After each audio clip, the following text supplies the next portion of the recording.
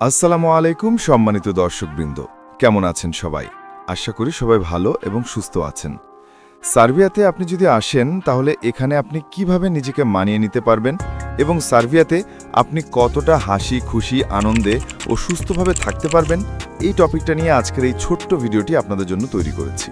আর হ্যাঁ, আর একটা কথা না বললেই নয়, আপনি যদি আমার চ্যানেলে নতুন হয়ে থাকেন তাহলে এরকম নতুন নতুন ইনফরমেটিভ ভিডিও পেতে আমার চ্যানেলটি সাবস্ক্রাইব করে রাখতে পারেন। আর যারা সাবস্ক্রাইব করে সঙ্গে আছেন তাদেরকে অসংখ্য অসংখ্য ধন্যবাদ।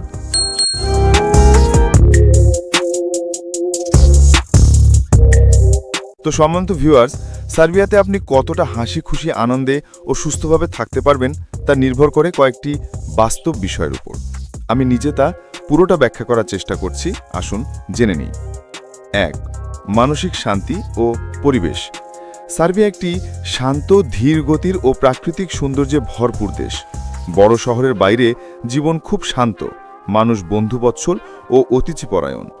রাজনৈতিকভাবে তুলনামূলক স্থিতিশীল এবং অপরাধের হার ইউরোপের অন্যান্য দেশের তুলনায় কম, তাই মানসিক চাপ বা স্ট্রেস তুলনামূলক এখানে কম থাকে।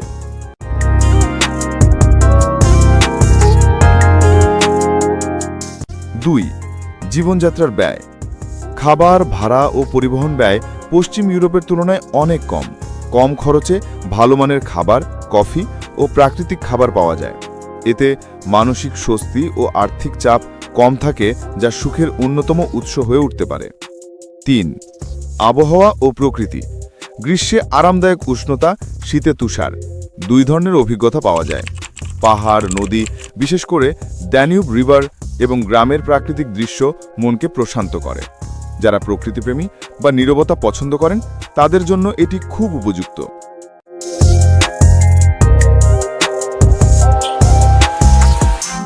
4. সামাজিক জীবন।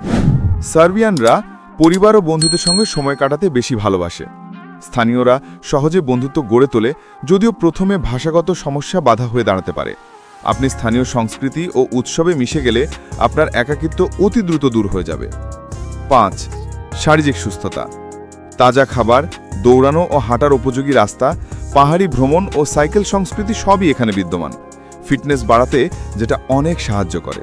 শহরে gym, sports club, thermal spa ও হট স্প্রিংসও আছে। নিয়মিত শারীরিক চর্চার মাধ্যমে সহজেই সুস্থ থাকা যায়।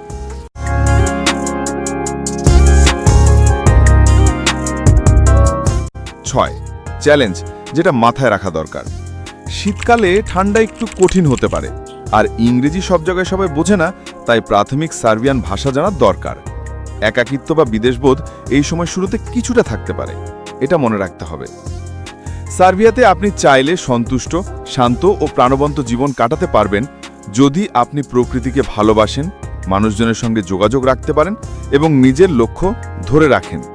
তাহলেই অনেক দূর পর্যন্ত এগিয়ে যেতে পারবেন ইনশাল্লাহ। তো আজকের ভিডিওটা কেমন লাগলো কমেন্ট করে আমাকে জানাতে ভুলবেন না, আর পারলে সবাই ভিডিওটা শেয়ার করে দেবেন। ধন্যবাদ।